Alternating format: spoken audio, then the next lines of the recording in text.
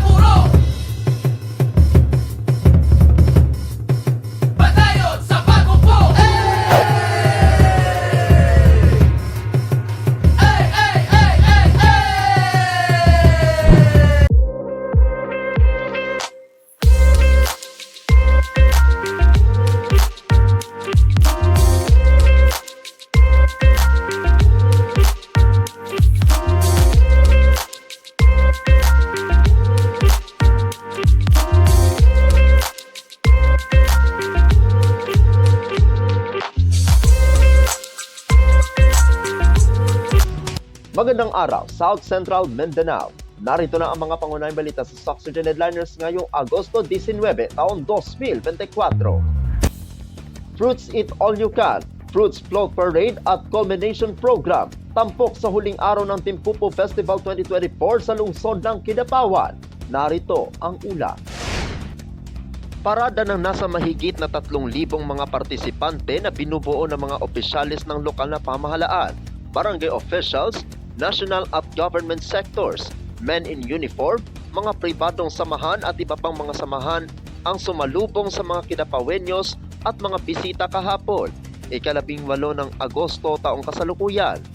Kasunod nito ang culmination program na pinangunahan naman ni Kidapawan City Mayor Attorney Jose Paulo M. Evangelista at Vice Mayor Melvin E. Lamata Jr., kabilang pa ang mga konsehales na nakiisa sa programa.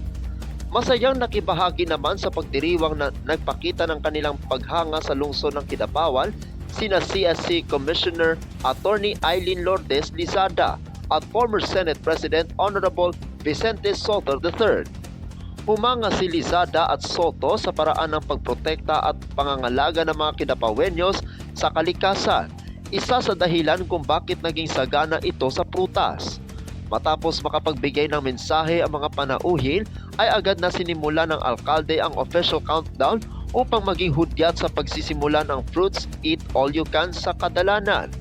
Matatandaang nasa 1,500 metro ang haba ng lamesa kung saan ihahain ang abot sa 25,000 kilos ng prutas na sabay-sabay nakakainin ng mga nais makiisa sa pagdiriwang.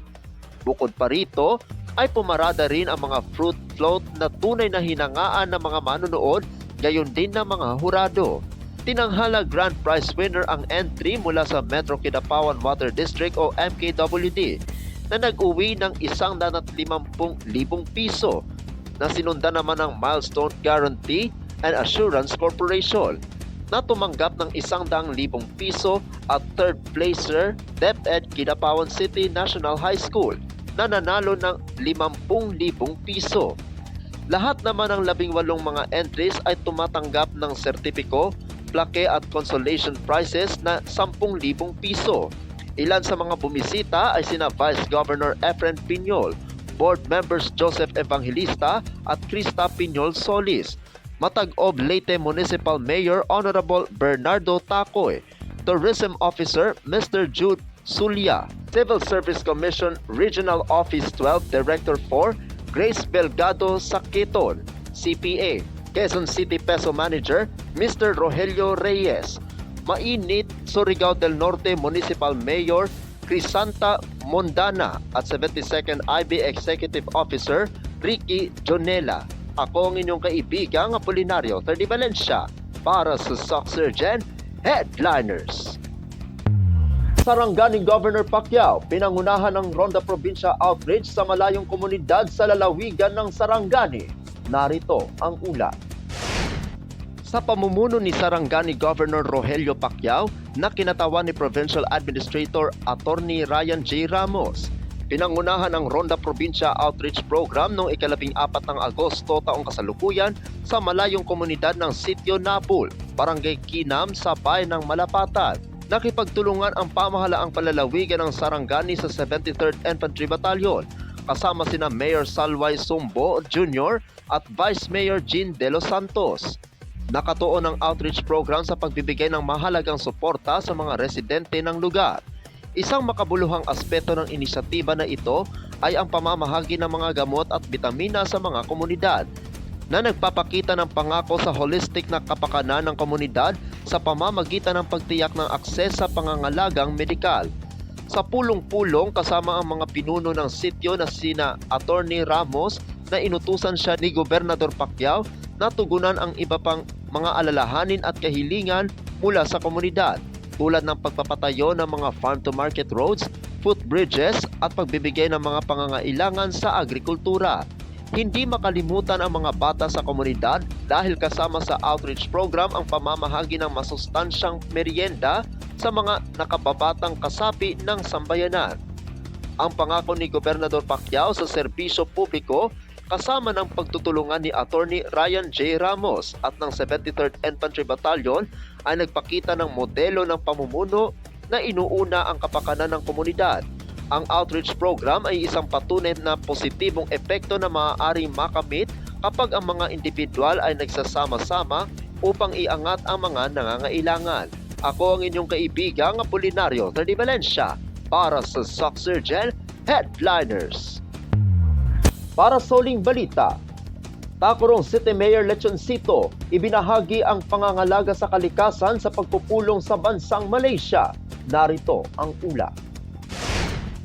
Sa pagtatapos na pagsasanay na kung saan ibinahagi ni Tacurong City Mayor Joseph George L. Lechoncito, MDDPA, ang kanyang partisipasyon sa Kuala Lumpur Regional Training Center 44th Session on Low Carbon and Smart Cities sa pamamagitan ng pagbibigay ng mensahe sa mga closing ceremonies. Ibinahagi ng alkalde ang ilan sa mga hakbangin na ginagawa ng lungsod ng Tacurong para mabawasan ang greenhouse gas emissions na nakakatulong sa global warming at climate change. Ang international na komperensya ay nagsilbing plataforma para kay Mayor Lechoncito na makipagpalitan ng mga ideya at kasanayan sa kanyang mga kapwa kalahok na nagmumula sa ibang mga bansa sa Asia Pacific.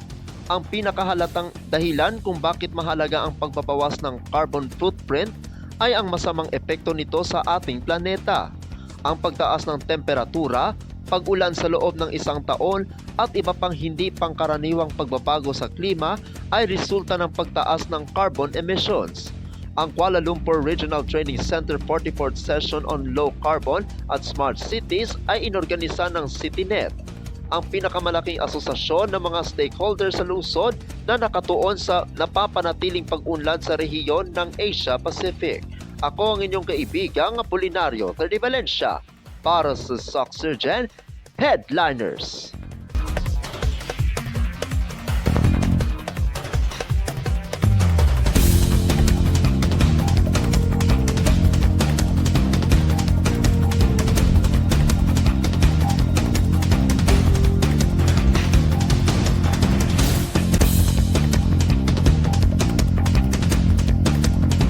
At yan ang kabuuan mga balita sa araw nito.